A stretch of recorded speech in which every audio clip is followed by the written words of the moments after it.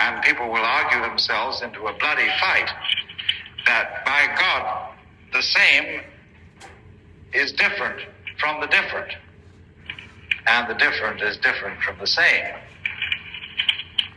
And so when you argue it that way, difference seems to have an edge over sameness, doesn't it?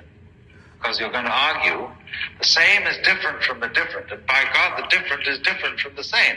There are more times the word different is used in this argument than the word same. And yet, you realize that you don't know what the different is unless you know what the same is. And that these two experiences designate each other.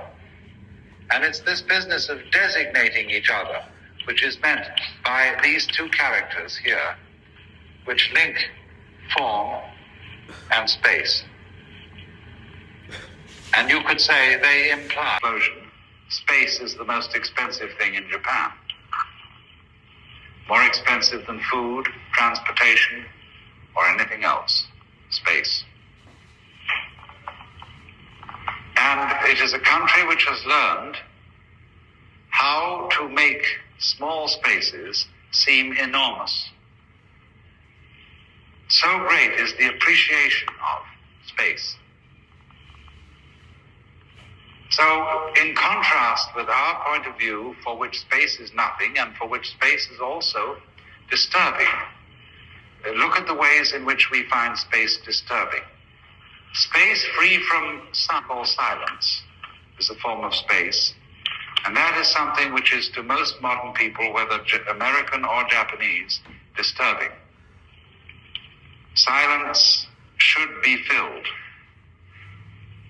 And you know that in the Far East, where people have radios, they believe that they're not getting their money's worth out of the radio unless they have the current turned on as high as possible. They should get the maximum noise out of it because that's what, after all, it brings you. So turn it up high. Where no space whatsoever was allowed, the walls had to be covered with patterns. You couldn't have a blank page, say a blank area on the binding of a book, that you had to fill the whole thing up with flowers and curlicues and all kinds of things, and you couldn't have a surface of wood without, in some way or other, covering it all. All because of the feeling that space just is something that's not there.